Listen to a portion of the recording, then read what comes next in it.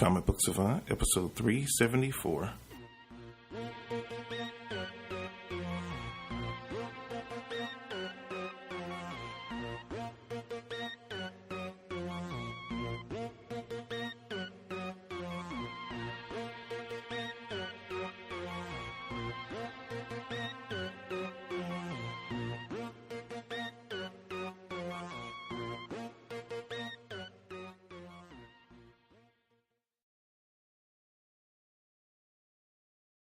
Welcome back to the Comic Book Savant podcast. I'm your host, James Harris. This week is going to be a Cutting the Stack episode. I've kind of been doing the Cutting the Stack episodes a little bit differently over the past few months, where instead of doing like a grab bag where I cover a lot of different publishers in one episode, I've been focusing on particular publishers per episode. So this episode is going to be the second installment of the Image-focused Cutting the Stack episode. So I'm going to cover a handful of books from Image, give you my thoughts on them, so a straight comic review. So just want to give you guys a heads up before we get into the episode. As always, if you have a moment, check out my friends over at the Comics Podcast Network. You can find them over at comicspodcast.com. I'm listed there, as well as tons of other podcasters that I've worked with over the years, and many others. I've been a part of the Comics Podcast Network since it started about 10, 11 years ago. It is literally hundreds of different podcasters, comic book related podcasters listed on the site now. So if you like the content that you get here on Comic Book Savant, it's a great place to go to find more comic book related podcasts. Like I said, it's literally a directory of hundreds of podcasts listed there. If you want to find something on a particular publisher, a particular team, character, they have it all broken down. You can find them. If you like what I do here as a single person podcast, you'll find other ones like that. If you like roundtable discussions, you can find that as well. So it's so much to choose from there. So if you have a moment, stop by there, see if you can find, if you're looking for more comic book related podcasts to listen to or even watch, check out the Comics Podcast Network over at comicspodcast.com. And last but not least, I'd like to give a shout out to my sponsor for this and every episode, which is InStockTrades.com. One of the best places you can go online when you're looking for collected editions, the Marvel Masterworks, the Omnibus editions, the Absolute editions, any of those kind of the DC archives, any type of collected trade paperback bound edition. Well, if it's comic book related, you can pretty much find it over at InStockTrades.com. They have discounts ranging from 35, 42, all the way up to 50% off. They have listed on their homepage, it's updated weekly, their deals of the week. So they'll spotlight a certain number of books, anywhere from like 5 to 10 different trades per week, and they'll have them discounted up to 50% off. So definitely check that homepage week in, week out to see what new books are getting discounted with the 50% off. If you're a U.S.-based customer and you place an order of $50 or more, you get free shipping within the U.S., but that's for only U.S.-based customers. But if you happen to listen to the show and you're international, they do ship internationally. You just don't get that deal, the free shipping, but they have some of the most lowest and competitive international shipping rates around as well, so you can still save a ton of money. So don't let that deter you if you live outside of the U.S., and using the site at all to save you some money on your comic books and your trade paperbacks. So with all that said and all that out of the way, let's jump into this episode. Again, I hadn't done a Cutting and Stack episode in a while, and I know I've been doing like a lot of Marvel, and the DC ones have been really popular, but I wanted to give Image some love because, really my top 3 publishers, I really feel like have been Marvel, DC, and Image, but more so as far as what I read. I love DC as a publisher, but I find myself when I'm just going through picking stuff to read, to cover on the show, I always tend to gravitate to the outside Marvel stuff, not the inside Marvel U stuff, but things like Star Wars and like kind of fringe little things in an Image, because I just like what Image has done as a publisher, as being a creator-owned first publisher. So you get just a lot of good and inventive ideas from a lot of different up-and-coming talent that you see. I'm going to talk about that later later on in the episode. Well, let's jump right into it. I had a chance to read, catch up on The Walking Dead. I read issues 172, 173, 174, and 175. I had kind of fell behind on The Walking Dead, which is one series I normally keep up on pretty regularly as far as the comic book is concerned. So I kind of fallen behind, so I kind of caught up in one fell swoop. The creative team, as always, is Robert Kirkman as the writer. Artist is Charlie Adler. Inker is Stefano Gardano. Gray tones are done by Cliff Rathburn, and lettering done by Russ Wooten. And this is one of the best creative teams, and they've been together for over 100 issues at this point. I mean, Kirkman and Adler have been on since pretty much the beginning. Stefano came on in, I want to say, the early hundreds, so he's been around as the inker for a while.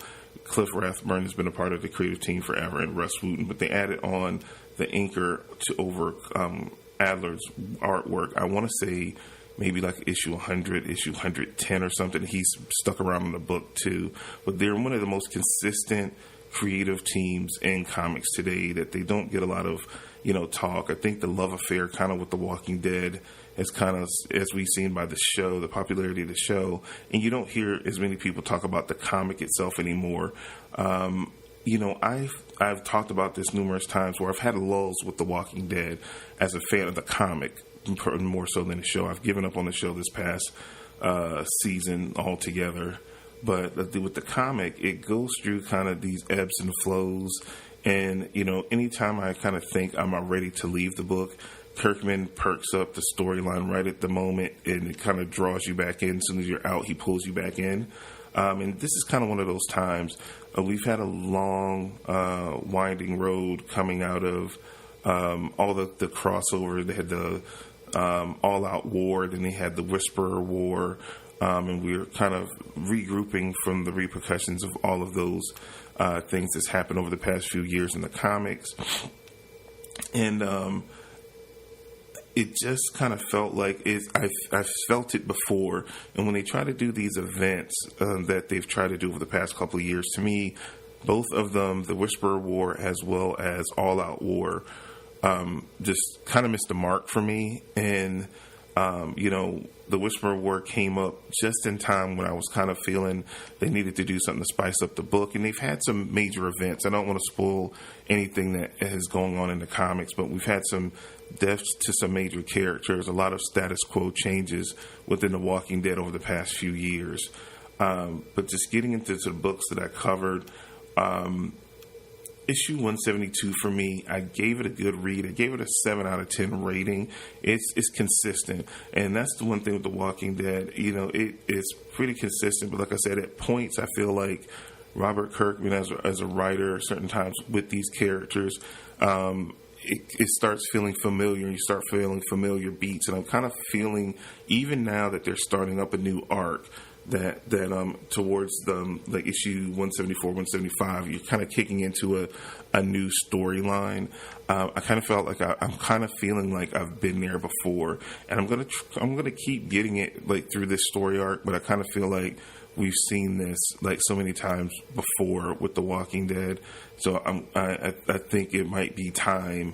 I've been on here for 100 and 70 some odd issues at this point. I'm kind of feeling like the series is kind of losing steam, and maybe it might be time to work towards an ending. I mean, I don't know, but it's that I would maybe like to see him branch out and do something else outside of Walking Dead. I know he's ended Invincible. It might be time to kind of put The Walking Dead out to pasture. Pardon the pun. But again, issue 173, I gave a 6 out of 10. I'll wait for the trade. It's kind of like that standard kind of filler kind of issue. Not bad, not great, not too much happened of event. So, again, I gave it a 6 out of 10.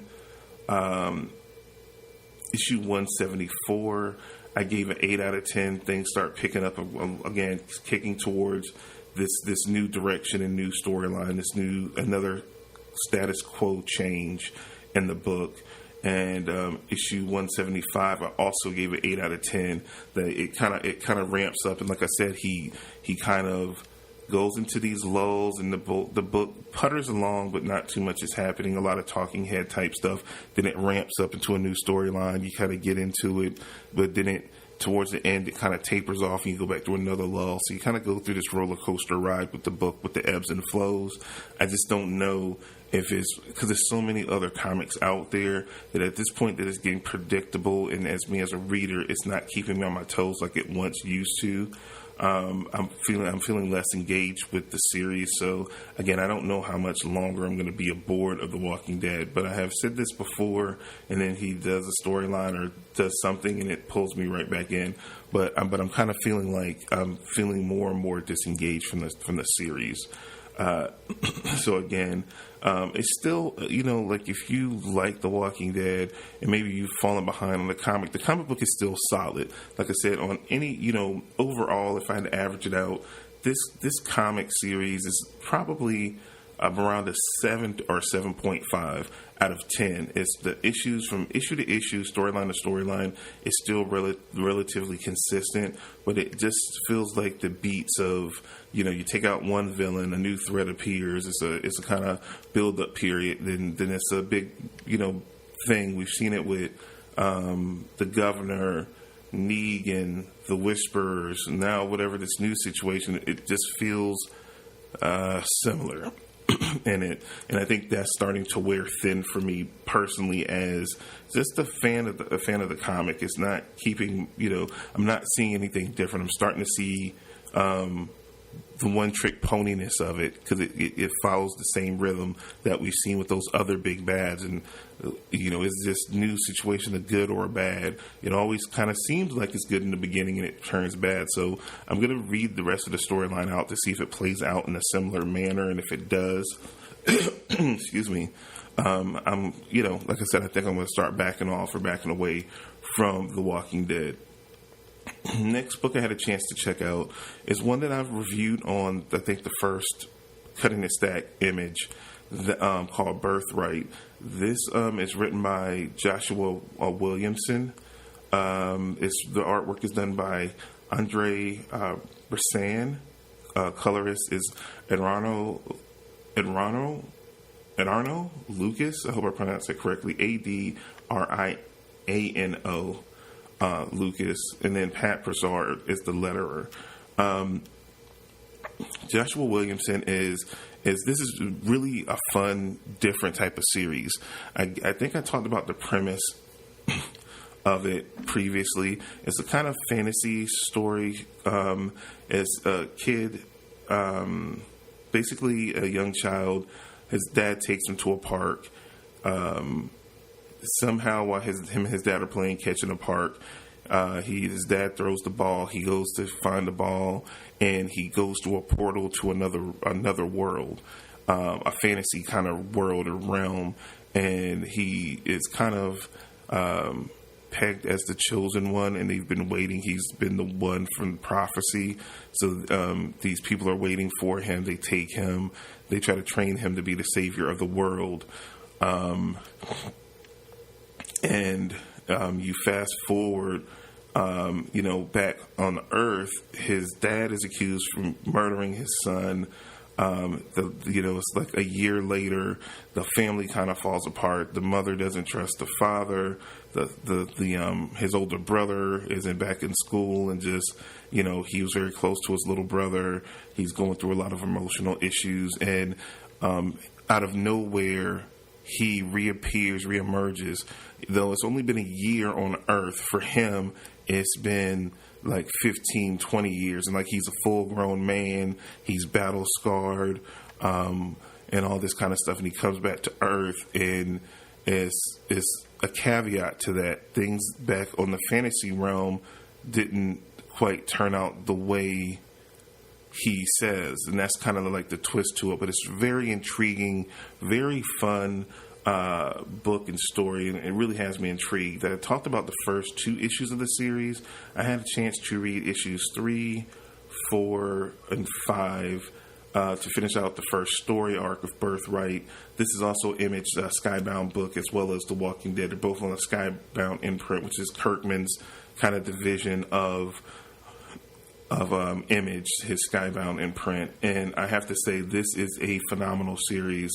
Issue 3, I gave a score of 6.75 out of 10. Not a ton happened, but it was ramping up towards the end to set up the next issue. Issue 4, I gave a 7.5 out of 10. Again, getting a little better. We're starting to get a little bit more backstory. And issue 5 was the best out of the 3 that I read. Gave an 8 out of 10 to, and you're really starting more of the layers of the backstory on what happened. You start seeing flashbacks of his training once he kind of accepted he was stuck on this fantasy world as a young boy, and him starting to accept his surroundings and seeing his first kind of interactions with the world and seeing how like over his head he was. And then you see sort of some more stuff in the present day on the twist that I was talking about, his actual agenda in the real world now and why he's really back. And it's super interesting. It ends on a really good, big reveal on kind of one thing we haven't seen. He talks to his family about when he first goes to the land, so you see flashbacks of that, but they don't really talk about the end game of what was happening on that world when he comes back through the portal back to Earth. In time, what was kind of the state of that fantasy world that he left, and you kind of get a big reveal of that at the end of issue 5, which is kind of jaw dropping, but really well done. It's written extremely well. The artwork by Andre Bresson is phenomenal. They have a great creative team here, and they put out a quality book. I will be doing a on the YouTube channel, on the Comic Book Savant YouTube channel, I will be reviewing the second trade of this. I think I picked up the second and third trade. I'm really digging this book right now. Joshua Williamson is coming over to do one of the new Justice League books that I just talked about on a few weeks ago on the Comic Book Savant Extra, when I was doing the episode about the DC news that was coming out of WonderCon. He was announced as one of the writers from one of the upcoming Justice League series that's going to be coming out soon. And I'm all down. Based on what I've seen of Joshua on Birthright, I'm totally down to give that book a try. I really like his writing style and kind of his different approach to writing. So I'm really curious to see what he would do with a Justice League team. So I'm totally 100% down for that. Could highly recommend that based on Birthright. Check this book out. Like I said, it's just something quirky and a little different. I like the fantasy, the slash between the fantasy and the modern day, because you go back and forth with the flashbacks from the fantasy world to him on the current, in the modern day world and dealing with his family and how things have changed in the time he's been gone. It reminds me, like that fish out of water, like a Crocodile Dundee, a Wonder Woman. Even if, gosh knows, and this is a guilty pleasure movie of mine, but I always enjoyed the old Masters of the Universe movie where He-Man and Teela and them get teleported to current day Earth in the 80s. Yeah, I think it was 80s, late 80s when that movie came out, maybe early 90s. And Dolph Lundgren is He-Man, and he's like that fish out of water. It reminds me in ways of that movie. And it's, it's fun. So it goes back to something in my childhood that I connect with. This is really fun, but it's dark. It has some darkness in it, and it has some serious tones mixed with the comedy. So it's just a good blend and just something fun and different from what you get from your normal superhero books. And that's what I love Image for. You get some really unique stories that you're not necessarily going to get with Marvel or DC, and it helps build these writers' talents up. With someone like Joshua, now he's going to get a shot to do some stuff over at DC.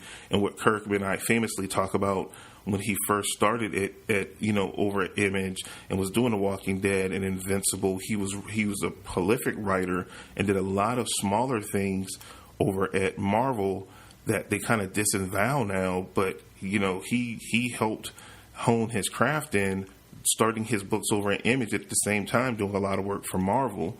At the same time. So I like seeing that crossover. You can get to scout out the new hot talent over at Image from the guys that's coming up trying to make a name for themselves. And when they get a big shot, they'll establish a solid book over at Image. If it doesn't take off, it's still solid if you check it out.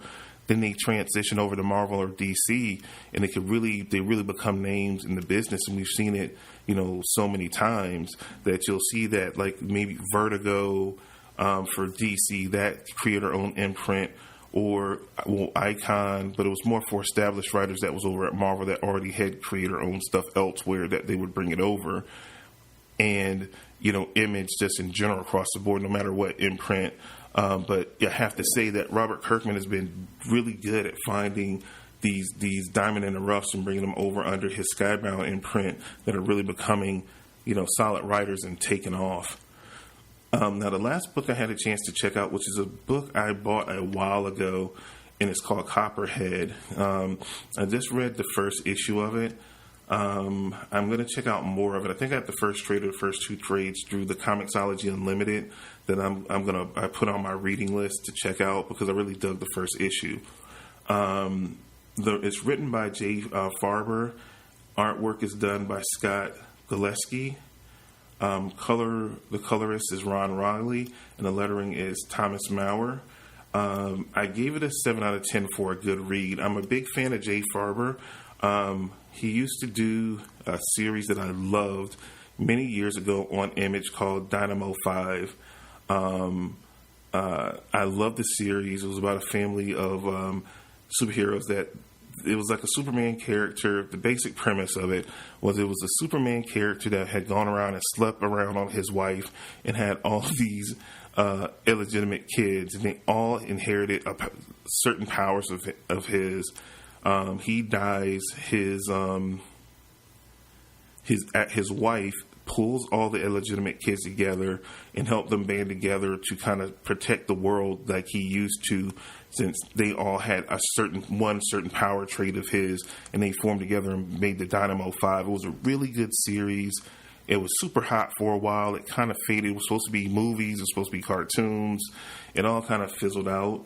But it was a really great series. So Jay Farber, and he's done work for Marvel, DC. He's been all over the place over the years, but he's a really solid writer. I picked up it on the strength of it was a new series that he was starting. I never got around to reading it. The other weekend, I just was like, I'm going to check this book out. I keep seeing it in my, as I go through my Comixology of books that I've bought and everything, and I'm like, let me read this. Let me read this issue, and I really liked it. It's kind of a space western. It gives me, if you've ever watched the anime Trigun or Cowboy Bebop, it kind of gives you that vibe and that feel to it. It has a female protagonist as a lead character that I really like. She has a little son. I really like what I got the glimpse of the first issue. Like I said, I think the next two trades I've put on my reading list from Comixology Unlimited, so I can actually check those out. But it's a really good start to the series, and that's what I look for comics. Like I said, there's so many different comics being published. I like to just try and experiment with different things outside of your regular superhero fare, because that can get boring real quick. So I love Image for being that palate cleanser of just they're totally different books. They're not, none of these are any type of traditional superhero book by any means. Walking Dead is like a zombie comic book with a psychological thriller element to it. Birthright is kind of, a fantasy, a warped fantasy, modern day fantasy kind of voyage or trek type deal. And Copperhead is a sci-fi western. It's a sci-fi western is basically what it is. So these books are so dramatically different from what you're going to normally read with your normal superhero fare of comic. But they're all solid and good books, and they're all fun to read. And I think sometimes we get so caught up in those bigger stories and the mountain storylines, but sometimes it's just cool to pull back and read something that's fun and just enjoyable. That's what comics are about, is like enjoying the medium, reading new characters, learning about different worlds and different takes, not just stuck in the same thing being rehashed over and over and rebooted over and over again. These stories can run for a certain length of time. Certain ones are just finite. You get a whole story and then it ends, and then that writer goes on, he starts another story with a new characters, which is awesome. And so I like it, and that's why I love Image, and that's why, they've become like my third favorite. Sometimes, at times, I feel like they're my second favorite publisher, because depending when I read Marvel or DC, my consistent is always Image. I always find new stuff. Like, I'll get moves where Marvel, then it's DC, but Image is always the constant that I go to for something different. And they always seem to deliver, and, that's why I love them. So if you haven't read a lot of Image comics, go into your comic shop, pick up, try a trade, just look, see if you can understand, see if you like the premise of it, or just pick up one issue and try it. It doesn't hurt to try one issue, and if you like it, then, go from that point and try it, then pick up a trade, see if you can get a trade cheap. InStockTrades.com, they normally have trades like super cheap, so you can pick up, when they have the deals of the week that are 50% off, you can get some of these first trades from Image for like $4 or $5. So you can pick up a trade, check it out. It's a very low, cost investment, and you might really enjoy it. Like I said, I like just different series that I've talked about have been just really good. I haven't read an Image series that I could just say it's horrible. I'm going to say this is a stretch. I'm not going to say ever, because in the beginning days of Image, it was kind of horrible. But, now they're really solid. They really have established themselves as the number 3 publisher in comics now, with all the success that they have, with bigger name talent that left Marvel and DC to do their own stuff, and new upcoming talent. They really have become a strong publisher at this point, worth checking out. That's all I have for you guys this week. I only tried out 3 books. In the next episode, I'll try more variety. I just had a ton of backlog of Image books, because, like I said, I will see an issue, or if I see a series from a creator that I'm familiar with, I'll pick up at least the first issue, and sometimes it takes me a while to get around to catching up on reading them, because I try a whole bunch of stuff. So, excuse me. So, I'll definitely give you a bigger variety outside of 3 books. But what really happened was, once I started reading, I kind of got pulled in to the storyline, and I just was like, okay, let me read what I have up to this point. So I kind of did that with each book. But I will be doing follow-ups. Copperhead and Birthright, I'll be doing trade reviews. So the next time you'll see those reviews, they will be on the YouTube channel. If you haven't already and you listen to this podcast, if you have a moment, stop by the YouTube channel. I do totally different content. It's still comic book related, but I do television reviews, trade reviews. I do non-spoiler reviews for trades, and movies as well. So if it's the bigger movie releases that I do a spoiler review on the podcast, you always can find a non-spoiler review for that same movie on the YouTube channel. So it's a variation of the content. It's just an extension of the Comic Book Savant brand outside of the podcast. Just you actually get to see my face, and I do videos, and they're relatively short videos, anywhere from 5 to 10 minutes. I do a few longer form things. I just started a series that is the Comic Book Collector's Guide, and I walk through the whole just hobby of collecting comics. So if you're listening to this and you're new to collecting comics or just coming into comic books, and you want kind of like an all-inclusive guide on what you need to know, definitely check out the YouTube channel. I recently, like 2 weeks ago, I posted the first episode of that series. I'll be releasing them, depending on the feedback on it. I'm going to at least be releasing an episode a month on that series. But I put out, just like I put out episodes weekly here on the podcast, I do weekly episodes on the YouTube channel as well. And it's the same thing too. We'll be ramping up doing more videos. It's like I do the Comic Book Savant extras.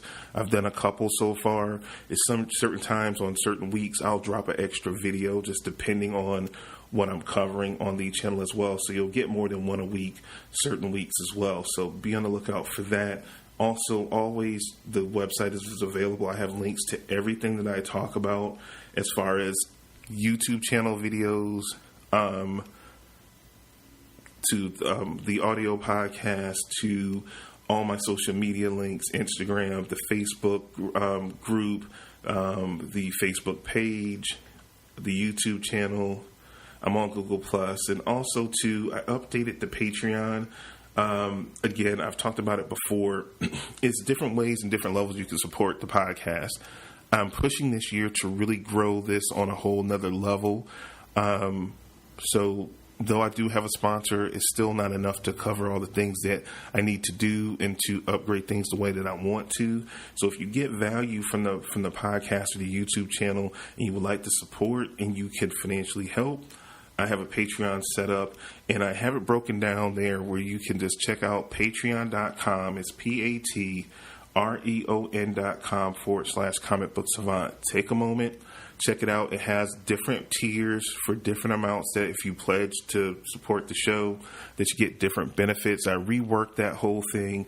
I feel like I finally figured it out. Because I'm good at creating content.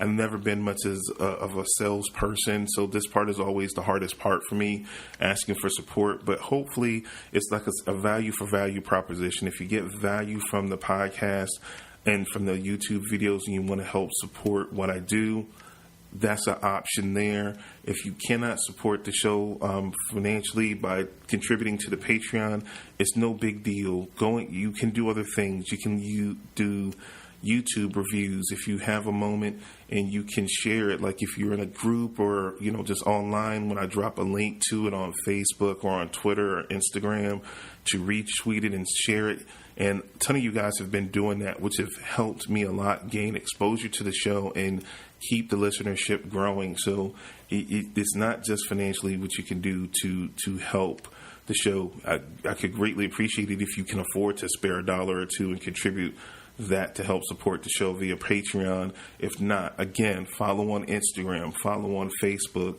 Go stop by the Facebook page. And I appreciate all you guys that have been doing that. I've been getting more and more traction from you guys liking the Facebook page. Some of you asking to join the Facebook group. So it's a ton out there. I want to build this community up, and you guys are coming out in droves. This is blowing me away that how you guys are showing up, and I'm seeing more interaction with you guys. I want to build a community here, so I need your guys' help. So I'm going to keep asking, and hopefully you guys will keep showing up and keep showing the love for me and what I'm doing with the podcast. But that's all I have for you guys this week for this episode of Comic Book Savant. I'll see you again, guys, next week for another episode. You guys take care and you have a good week. And check out some Image comics. I think you'll really enjoy them. If you haven't already checked out some Image books, go to your comic book shop or just go online and just pick up a few, try them out, and tell me, hit me up on social media or through any avenues you want to contact me. Let me know, hey, I tried these Image books and I liked them or I disliked them and why. And if I get some response from you guys, we'll do a follow-up episode where I'll get some of you guys' responses from it and we'll talk about it on air. Okay? And you have a good week, and I'll see you next time for another episode of Comic Book Savant.